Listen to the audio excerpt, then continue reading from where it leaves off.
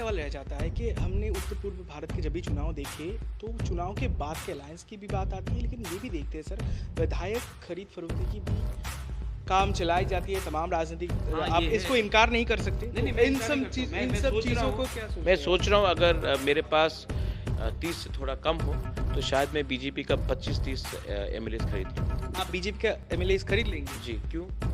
पैसा तो एक ही है ना। आपको क्यों लगता है कि हम बिकाऊ हैं? वो भी बिकाऊ हैं। ये आप अज्यूम करके चलते हैं कि हम सब बिकाऊ हैं। तो मैं सोच रहा हूँ कि महल का एक पोर्शन को बेचकर मैं बीजेपी का विधायक खरीद लूँ या कांग्रेस का। ये हमेशा हमारे ऊपर क्यों सवाल पूछा जाता है कि हम बिकेंगे? वो भी बिकते हैं। तो ये बात नहीं, तो ये बात हमें इन्फीरियर दिखाता है कि ट्राइबल्स लोग बिकेंगे और जनरल एरियाज के लोग नहीं बिकेंगे।